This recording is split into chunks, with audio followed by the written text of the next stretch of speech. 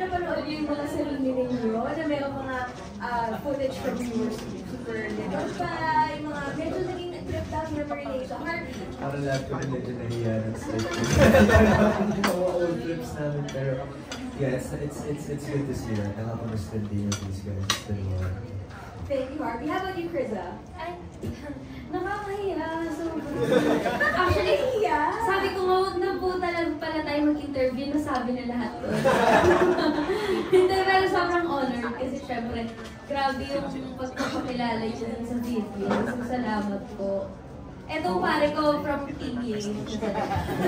Ang cute ko ng look, sabi. Ako naman po nahiya din syempre. Kasi ang bata ko po din. And nakakatuwa kasi yun, nakita yung sa The Voice ko. Hindi ko na napapanood ngayon. So, nakakatuwa. Kailan mo huli napanood yung sarili mo sa The Voice? Parang yung bata pa rin po. So, matagal talaga. Surprise! Crystal? Buti na lang wala akong listeners. Kasi kami dalawa ni Rock na din kami. So, yung mga bagong recent looks lang nakikita sa akin. So, very cute naman. Pero for sure, ang cute-cute nyo nung bata kayo. Agree naman siya. Agree naman siya. Honestly, Crystal. How about you, Ralph? Ayun, it was fun like seeing my old modeling pictures na I haven't seen for a while. Tsaka yung mga clips from Zoomers 1 na parang ang tagal din bago namin. I mean, it's been a while since we saw it. So it's nice to see it. Medyo nostalgic, no? Yung napanood natin. And kanina, nung pinapanood yun, akala nila tapos na, nung inintroduce yung cast. And then sabi ko, directed, meron pa yan. Kasi meron din siyang part sa ABC. Direct, how did you feel? Hiyagin ako ng bata pa. No, okay lang. Actually nakakahiya kasi hindi ko alam na magiging TV show yung casting program. Akala ko it's just part of the BTS para sa show. Tapos nung sinabing i-air kayo sa TV5, oh my God, di ako nagpa-make up ko. Diba parang nakapakpak lang akong papasok sa school. So yun yung nakakahiya. Roll. Itong reality show bigla. Yes. But also we'd like to acknowledge Direct Chad Vidanes. Yes. Who was also part Of course. Si Direct Chad naman talaga yung nag-start ng show.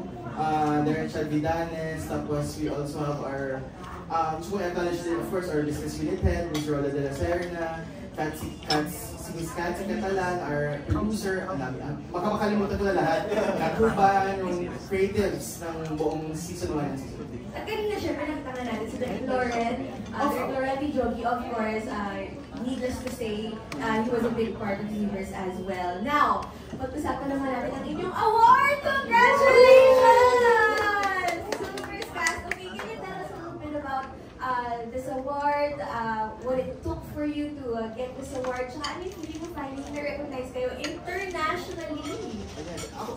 Well, actually, thank you ABS-CBN YouTube. They're the ones who really parang nagkaroon ng belief na, sige, isubel natin, isubmit natin yung Zoomers sa Content Asia Awards. So, sobrang nakaka-proud kasi who would have thought we're just a supposedly small online show, and then mga baguhan, and then biglang Best Asian Short Form Series. Wow, so yun, I feel pride for the creative team, for the production team, for our directors, and then of course, especially to our cast members. I'm hoping na yung award na yan, it will inspire them na there are no small projects, there are no big projects, just put your heart into it. Papapansin ka kung talagang magaling ka. Pero yung bida, sagutin nyo, anong inspiration na kuha niya siya? Actually, very inspirational na magsalita si Directed. Parang gusto mo nang gumawa agad ng season 3. Oh! Hi, YouTube. Okay, guys, nasan kayo when you found out that Zoomers won an award? Actually, Chris and I were shooting our next project deadline together. We were mga 5 p.m., 6 p.m. na tayo. Tapos kakatapos lang namin ng eksena. Tapos nakita ko lang sa feed ko bigla, nag-post yung star natin ata, nanalo yung Zoomers. Tapos nagulat ako when our producer was there, because she's also, the producer of Zoomers is also producing Deadline. And she was there too, si Ate Katsi, and she was there. Congratulations kami sa isa't isa na po na And nakakabigla lang kasi after that, we just sort of went back to the shooting of the movie. Pero it's para sa akin, yun nga, parang sabi ni Directed na there are no small projects. Parang yun nga, yung sabi, Zoomers is a very small family. So nakakahanga para sa akin na we were able to win such a big award like that. Yes, international to. Grabe, nakaka-proud talaga. How about you, Krista? What are your thoughts on the award? Super overwhelming kasi knowing kami dalawa ni Harvey at yung first bida role namin and then may award agad. Sobrang sarap sa feeling and parang in a way nakaka-pressure din po siya kasi syempre, di ba, grabe yung recognition so dapat sa mga susunod mas galingan pa namin. Pero ayun, super grateful and super thankful. Lalo-lalo na po sa mga naniwala sa amin behind the camera. Yan sila, Direk Lauren, Direk Ted, Direk Chad. Yun po talaga yung mga unang tao na naniwala sa amin and nagtiwala sa amin. So, ayun, super thankful po talaga. Ang ganda ng ganong mindset, no? Yung when you achieve something, ang mindset mo hindi parang, okay na to, satisfied na ako. Mas na-pressure ka na, hindi dapat yung next galingan ko pa. Ang ganda na ganong mindset. Okay, now let's talk about Zoomers. What is the inspiration behind the creation of Zoomers? I think Ted can answer this. Yung creation talaga ng Zoomers, because that was conceptualized in 2021 or 2022, and that was a time na wala pang face-to-face classes. So parang naisip lang namin ng mga writers na parang, yung Gen Z ngayon, yung Gen Z na ka-age nila, parang hindi nila na-experience yung high school na talagang physically together na face-to-face. High school pa naman is very crucial sa iyong buhay, right? Sa formation, yung identity. So, anong kaibahan? Paano sila ngayon? So, doon simula yung curiosity na paano sila pag bumalik na yung face-to-face classes? Na last silang nagkitaan, mga twins pa sila, and then ngayon teens na with the raging hormones and all those teenage angst, di ba? Mga ganun na ngayon, doon mo na-experience yun eh. So, yun yung pinaka-germ ng concept. And then, tamang-tama nga, after 2022, back to face-to-face na ulit yung mga tao. So, doon nagsimula yung development story ng creators na. Ang parang organic talaga yung pinagmulan directed. And I think that's also why a lot of Gen Z peeps related to it. Kasi nga talagang pinagdadaanan talaga ng lahat. Kayo guys, can you share memorable experiences from the set? Meron bang pinagdaanan nyo rin in real life? Nakarelate ba kayo as Gen Z? Siguro sa akin, syempre, when it came to my character, very high achiever, very A-list student. So siguro doon ako nakarelate. Naramdaman ko talaga yung pressure unang-una to be able to play that role, especially since first ko nga itong Zoomers, first project. And kaya, grabe yung feeling talaga nung natanggap namin yung award. But anyway, back to my character. Just being able to bring my real life experiences as someone who's always pressured himself to be able to achieve a lot. It was like, parang medyo therapeutic din siya na nalalabas ko siya sa eksena, nalalabas ko siya sa character ko. So that was a great experience. So malapit din talaga sa real life. Yes, malapit. Kasi the creators really made sure, before they started writing the script, they interviewed all the potential cast members. Nag-in-depth interview sila kasi parang when you cast kasi a show for newcomers, kailangan they don't play against time. So even if hindi ganun the same, at least dapat may makuha sila ng input from their personal experiences and may similarities. So that's one of the secrets of making a show with mga newcomers din. Diba? Nag-youth-oriented show ba yun? Actually wrote before in a youth-oriented show. So directed ang first Best director. Best friend ni Colleen Garcia. Shout out sa mga ka-Gen Z po. Sinasample sa Charlotte Enrique here. Okay, thank you, Direk. Okay, next question na nga. Balik tayo sa mga most memorable experiences na onset. Can you share, Crystal? For me, siguro yung on and off screen, chemistry namin sa lahat ng cast sa set. Sobrang enjoy ko namin yung first season and especially yung second season na sa beach na kami. So, super enjoy ko yung weather. Yung mga nag-practice lang kami, like, we're throwing nice speech and then sobrang enjoy ko yun, like, as a first time experience for, like, my first show, dami ko natin sa on set, and from my other cast, so, dami sila nakateach sa akin. future projects? Ang cute. Parang mas yung focus mo yung naging friendship ninyo. Yes. Yeah, oo. Talagang very youth-oriented program ito, Directed. Okay, Luke, ikaw. Ako naman po, ang pinaka-memorable po sa akin is yung pag meron po kami break time sa set, tapos pupunta na kami sa kwarto-kwarto kasi parang boys and girls. Tapos sa boys, lagi sila naiingayan sa amin kasi kumakanta kami ganyan. So, ayun, kahit, alam niyo, kahit pagod kami sa dating kasi mainit, ganyan, summer, meron kami time para mag-bonding, para magkaroon ng maliit na group of friends na maasahan. So, yun para sa akin. Ano yung mga bonding experiences niyo? Yung mga nilalaro ba kayo? Nag-prank ba kayo? Nag-ano po kami, nagigitara po kami, tapos nag-jam yun. Wow! Summers na Sa mga boys lang po yun. Kasi ayaw nila kumanta eh. Tapos naiingayan ko sila sa akin kasi nagpapahinga daw sila.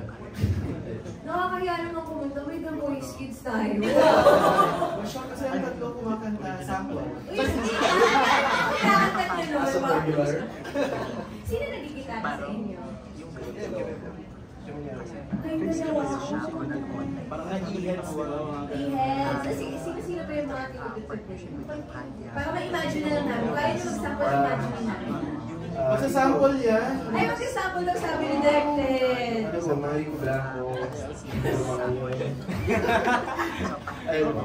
Okay lang. Konti lines lang. Kasi sabi mo, it's been a while since you're the voice kids experience.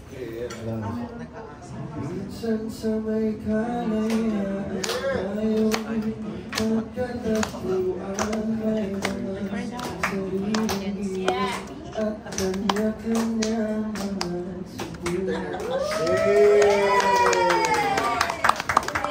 Eh, syempre, Harvey, magpapatalo ka. Hindi bawal magpatalo. Jam nyo lang. Pag-automatic na ang luha. Tuwing naghahating gabi, laging posibleng makakatawa. Di na madapuan. Yay! Thank you! Yun yung maganda sa Gen Z, no? Kahit the Gen X yung songs. Alam nila, kasi digital generation nila, nakukita na sa Spotify, sa iTunes. I was about to comment, hindi yun yung ini-explain kung kakantahin ng mga Gen Z, Oo, nakaka-proud. Alam nila ang e-heads at Sir Maya. Pero nag-reklamo si Ralph kasi bakit hindi daw siya nag- Hindi kita na-suggest. Palagi. Palagi? Oh, yan. Bagong-bago. Ayan. Grabe na lang. Hanggang ganyan.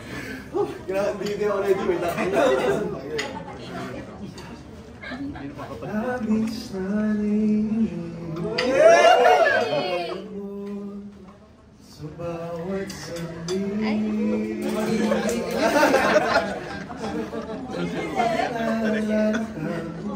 Wala naman akong magawa. Thank you for suggesting that. Kayo mag-sample. May mga mall show ka na din. Oo. Oo naman, naghintay na kami ng malls. Shoutout po sa mga malls. Pero ito, shoutout na rin natin ang ating mga media friends na excited na kayong makausap. Okay, let's start with our first question coming from Nika Savio of Push. Hi, hello po. Congratulations for winning the award from Content Asia. At Directed, pwede niyo po bang ikwento sa amin your initial reaction? We saw a clip on the video you were doing like parang yay! Like that. Kamusta po? Kayo po ina-expect nyo na it will be bringing home the recognition for Zoomers? Ano ba yun? Hoping for the best but expecting the worst. May ganun ba alam? Pero, but really, wala kaming expectations because sa akala namin small show lang kami. And then, syempre, Asia na yan eh. And then I was there, not even to be part of the award show. May parang panel talk about the rise of dating shows sa Philippines. So I was representing Sparks Camp. Pero nung nalaman nilang part ko ng Zoomer, sige, attend ko ng awards. Okay, go! So pagdating ko doon, nung nakita ko yung nominees, sinabi ko sa kanila, ayaw na maniwala sa akin. Nung nakita ko talaga yung set of nominees, alam ko ng Zoomers. Kasi nung nakita ko yung...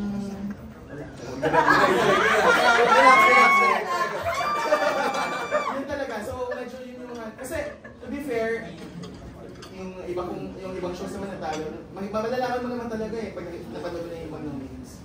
So yung sa Zoomers, parang may edge. Nagkakatog na sila. Nagkakatog. With this recognition po ba, is there any chance na matutuloy yung kwento ng barkadahan, ng Zoomers barkadahan? And if given a chance, ano po kayo mangyayari sa kanila? Kahit maliit lang na sneak peek. If given a chance, of course, we'd like a season 3, but you know what? Zoomers was conceptualized to launch these stars from Star Magic. And yun naman yung parang hope namin sa kanila that this will jumpstart their careers. Like ngayon, I'm really proud na meron silang mga teleserye, nasa ASAP ulit sa You. May movie sina Criza at si Harvey, mas madami yung mga fanbase ni Crystal sa social media. So kumbaga, hopefully this will jumpstart into them having many projects and many roles. But kung meron season 3, I think marami kaming mga iwang cliffhanger sa season 2 eh. And yung cliffhanger niya of course is merong naka-infiltrate sa barkadahan nila na hindi naman pala totoong kaibigan. And so because of it, I'm sure matetest yung mga love relationships ng Chris V, because at the end of the series, nagkaroon sila ng definition, nag-DTR sila. And then yun. So parang feeling ko testing of friendship, especially since college na sila if ever magkakaroon ng 3rd season. So kung ngayon, solid tayo because we're physically together, we're in senior high school, what will happen pag college at kanya-kanya na tayo ng buhay? So yun. Kasi yun, that's also relatable kasi ganoon naman talaga yung mga high school classes ganoon yung high school, college, iba na yung buhay natin. Thank you, Direk Ted. And for the cast naman po, ayun nasabi natin ni Direk na some of you guys have your own shows, upcoming shows, and then yung iba sa inyo na feature na High Street, Pamilya Sagrado. Ano yung reaction nyo guys? Nararamdaman nyo? Kasi ito na nagsisimula na you guys are creating your own name, pinapakita nyo kung gaano kayo nag-excel every project nyo, everyone. Ako po, I can't speak on behalf of the cast, but for me personally, kasi this is something I've been waiting for so long, for so long na. And until now, I mean, it's still very overwhelming para sa akin na nakakuha ko ng 3 shows in a year. I'm very honored tsaka overwhelmed and very thankful for that. I don't think I say that enough to everyone around me, that I really am thankful. And I'm also very proud of everyone here in this cast. Kasi yun nga, na-launch na po kami. Nagawa yung the goal of Zoomers actually happened when na-launch kami lahat. I'm so very proud of everyone in this cast. Well, I don't know, for me personally, it's still very overwhelming. Sometimes it's really scary for me getting all this sort of, attention that I'm not used to. But I'm still very thankful for the opportunities that have come for me this year. So, yeah. Okay, kahit na ano kasi diba parang na-introduce kayo dito, pero going bulilit pa na si Harvey. So talaga he's been waiting for this for a long time. Oo. Who else would like to ask, sir? Yes.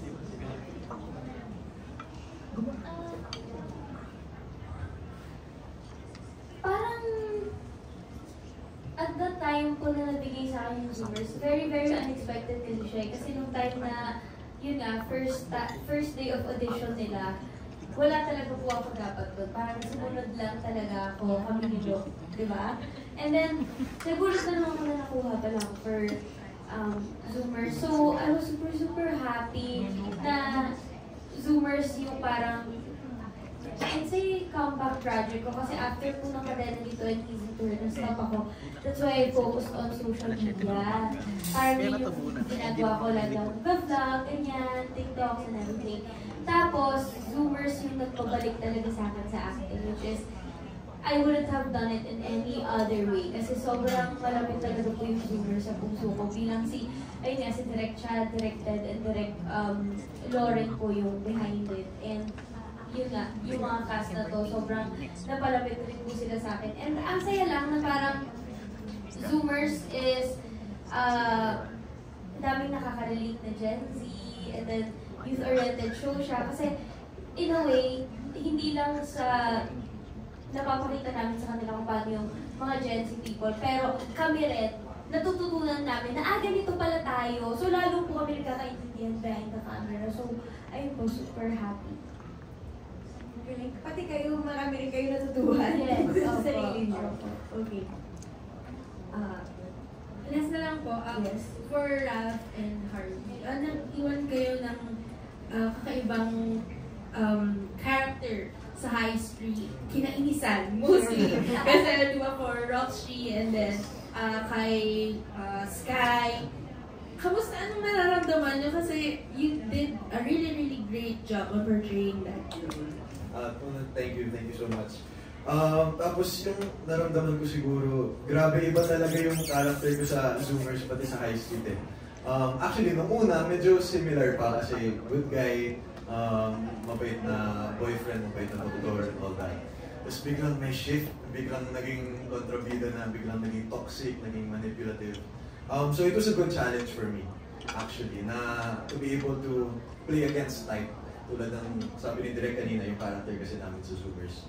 Very similar to our personalities. So it was fun to explore kung anong atake gagawin ko sa eksena to, kung paano aawayin si Archie, yung mga ganun ba. So it was fun, lalo na unang teleserye ko yun. I'm very grateful. For me naman, it was a lot of fun being able to play a character na parang two sides of the same coin. Wesley is a very complex character where he has this compulsion to be obsessed with something talaga. And when the events of High Street started, this guy, kumbaga parang I guess subconsciously or consciously, yun yung pinili ng subject for his obsession. But at the same time, it's also because, you know, yung nangyari sa dad niya, and he was just following his mom's orders, ganun. So, I love the character of Wesley kasi you can't really tell if he's a good guy or a bad guy. And it was just so fun for me as an actor being able to play that sort of dark, twisted, weird na character. I don't know, it was very fun for me to play coming from Jakes, who was so hopeful, and hopeful and parang full of energy, full of light, to getting to play Wesley, who's so dark and so, I guess, morbid and twisted in a way. So it was very fun. I'm very honored to have been part of that world of High Street and Sierra. Thank you. Thank you po. Thank you, Nika Sabio of Push. Now let's have Miss Janice Lavida of Bulgar. Hi. Yes, go ahead. Sige po, go lang po. Siyempre, importante ma-record natin po. At sa lahat ng mga nanonood po, yes, please share our YouTube link. Hello, congratulations, Zoomers. Ang question ko is for Harvey and Riza. Tama ba ako? Dito nabuo yung love team niyo? Yes. Dito rin sa Manila.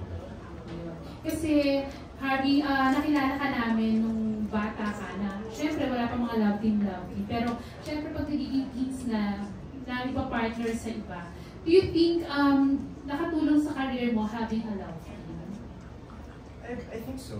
I think in a way, because I think love teams are meant to sort of launch two people in a group.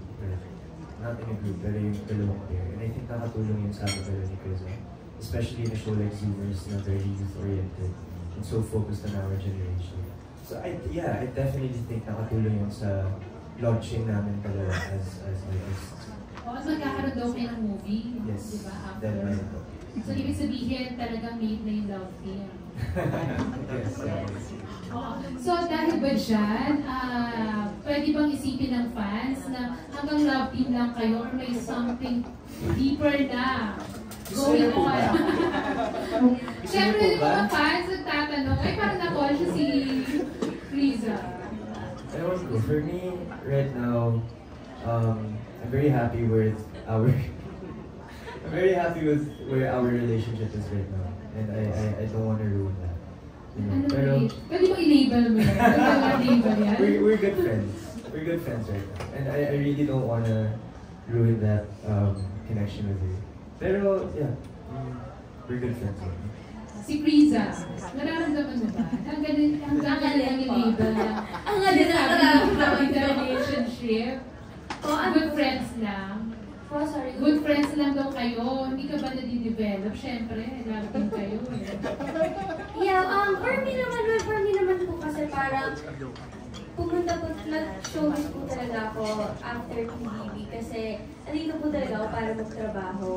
Alam mo yun, I'm also a breadwinner and I'm living alone, so marami rin po akong responsibilities sa buhay. So, yeah, I guess you could say na we're good friends na po ngayon kasi marami rin po talaga akong responsibilities and marami po akong ginagawa. I feel like I'm not yet, like, parang mas marami akong mga bagay na kailangan unahin. And I'm happy yun nga, sabi ni Harvey, we're happy kung nasaan kami ngayon kasi it works for us.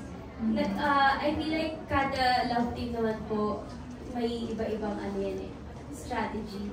And parang yun nga, since nasa love team kayo, so meaning, kailangan nyo mag-teamwork talaga. So, depende lang po yun sa kung ano yung nag-work sa inyo. And right now, it works for us. So, I'm very happy. So you don't get pressured naman sa mga fans na gustong maging kayo in real life, makinikilig, syempre. Parang hindi naman po. Kasi feeling ko, tayo naman lahat, we have our own timing, phases in life. Parang, ako, pinalaki po kasi ako na marunong akong sumunod sa sarili kong puso. Kumbaga, hindi ako nakikita sa ibang tao. So, I really just follow my heart and kung saan ako dalhin nun, happy ako. Hindi nadidiktahan, in short. Kay Harvey ulit. Kasi dito sa Zoomers, parang, di ba, syempre, alam naman ng lahat na anak ni former Quezon City Mayor Herbert Bautista. Pero syempre dito sa Zoomers, iba yung path mo na tinatahak, di ba? So, hindi ba, parang personal choice mo na mapaiba dun sa path ng dati mo, na ang tinahak is comedy, di ba? Tapos ikaw, medyo serious actor na malalim pa nga yung role mo pati sa senior high. Siguro hindi naman siya conscious path. I guess, I mean, let's say there is a part of me na parang gustong humiwalay din sa shadow ng dati ko bilang artista. But yung career choices ko that I've made, the projects that I've done, hindi siya consciously na, okay, kukunin ko to kasi gusto ko humiwalay sa dati ko. I think speaking generally, I love the craft of acting and figuring out yung strengths ko and weaknesses ko. And kung paano ko magagalingan pa yung weaknesses ko. So kung sabihin natin comedy ba, hindi mag-a-adjust ako sa comedy or drama or whatever. So hindi naman siya, I wouldn't say it's like a conscious decision to split from my dad's path. It's more of just following what I want to do in my career. Yeah. And tama, nagdidirecting ka din, di ba? Yes po. So, ang focus mo talaga is more on sa showbiz. Wala ka dun sa politics side. Yes po. Mas showbiz talaga ako. I think growing up din kasi parang na-realize ko rin recently my dad and I speak through films. Pag meron siyang payo sa akin sa buhay, magbibigay siya ng film or movie na pwede kong panoorin as a lesson. And I think growing up din talaga ako lumaki through like the language of film, I guess. So, yeah, showbiz talaga yung focus ko po talaga. That's what I really want to do. Ayun nga, kaya nakakompare mas magaling ka na raw umarte sa dati mo. Thank you, Harvey. Thank you sa inyo lahat. Thank you, Miss Janice Navita. Ang galing mo, parang yung mga Gen Z ngayon, direct, parang may sarili talaga silang persona na hindi na-apektuhan sa sinasabi ng fans about their love team, hindi nakabasa sa tatay yung choices in life. Talagang they're their own person. Sana ko. Tayo na parang lahat, what are people thinking of me? Yung mga ganon. O sino talagang pinatatag na ng social media. Diba? Okay, now let's go to Richard Paglikawan of Lionheart. Yes, Richard! Hi! Hello, congratulations sa Zoomers. Congratulations direct. Hindi ko alam yung tatanong ko. Ayan. Siyempre, kahit sabihin nyo kayo yung karamihan dito na first yung series 2, syempre elevated agad dahil dun sa award, especially this is Content Asia, international agad yung award. So, kayo ba, paano nyo, or nagsiset ba kayo ng parang, syempre yung challenge, yung iba kasi after ng project na to, okay, challenge yung sarili ko for the next project. Kaso ito, medyo elevated na yung challenge kasi syempre yung first flow is ganito na. So, paano nyo tinitake yun? And meron na ba kayo mga next projects? Ako po sa Go ahead. So yun nga po. Actually, yung challenge po sa akin talaga nung very first na auditions kasi bago pa lang po talaga ako nun. So, no experience, no prior experience acting. But now na parang may nakuha na kami validation for all our efforts and all the work that we did. Siyempre, ako personally, I always want to one-up my last project. So, ang ibig sabihin ko po nun is that I always want to get better. I'm really just looking to improve, to get better as an actor. Na to the point where sana one day masabi ko sa sarili ko na okay, magaling na ako artista. But at that point, I'm still not gonna stop learning. Kasi that's something very important for me also. Na everyday may natututunan akong bago, may na-apply akong bago sa trabaho ko. And I really love what I do. So, you know, hopefully it keeps continuing, the projects keep coming, and hopefully doing this for major part of it. Next part. Actually, kasama din po ako sa deadline. So, I'm with Harvey and Of course, same din kami na bago din kami nag-start sa showbiz. And for me, it was so challenging talaga. Hindi ko nasabi, pero I was struggling talaga with the script, everything, nag-pinupay ko sa mga castmates ko kasi I have no experience at all with the camera, where to pose. Hindi ko alam yung mga saan ba patingin sa camera. I learned it all during the audition and during on set, so that was already a big challenge for me. And of course, I saw my improvement with my Tagalog, my acting, my facial expressions, and what I'm hoping for is that in my next project, I'll be more confident, and hopefully I'll get to play more other roles, something different from what I did in Zoomers. And of course, for now, wala pa po ako susunod ng project, pero I'm working on other skills like my content creation. I'm active on social media, doing modeling, commercials, and also kasi doon ako nakatulog. Pero yun din po yung mga acting and doing more sideline jobs for now.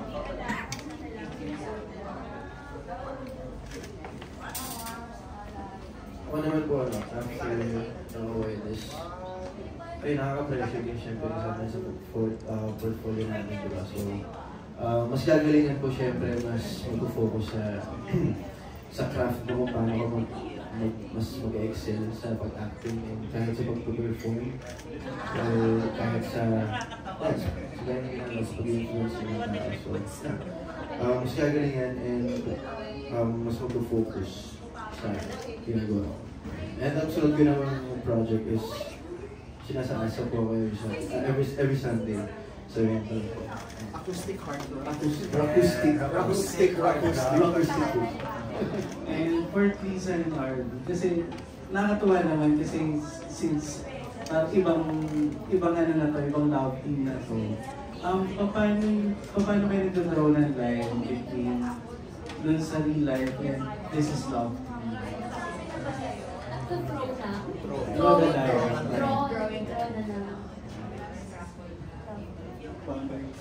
I guess we don't really draw a line. Hindi naman po kami parang super strict na, oh, love team lang tayo, oh, ganito lang tayo.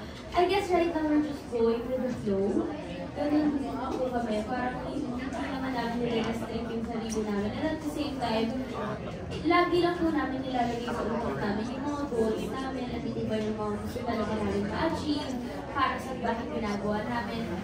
Lagi po kami bumabalik doon sa reason kung bakit namin ito ginagawa. And yeah, parang hindi naman kami very strict na, oh, hanggang dito tayo or different. We're just enjoying it. I guess understood na rin yung the line that you're talking about between the both of us. I mean, we don't really have, we've had a couple of conversations na rin about like what that line is. But it's not really something that needs to be reminded. I think we both have an understanding of what that line is. And we both have a respect for what that value is. And yeah, that's something that I guess something I really appreciate about this partnership. Thanks for sharing. Actually, ito yung naging kakaiba with your love team kasi talagang pinag-usapan niya ngayon. Wala, talagang kayo nagde-decide na sa mga namin. Congratulations sa inyo ngayon. Hopefully magkita-kita ulit sa Thank you po. Thank you so much. Thank you. Richard Pagkalinawan. Yes. Paglikawan, sorry. Are we still going for more questions? Okay na. Okay. Thank you so much to our dear friends.